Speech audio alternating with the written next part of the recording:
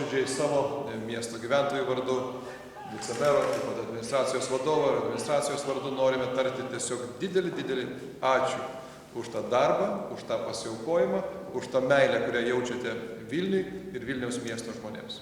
Ačiū.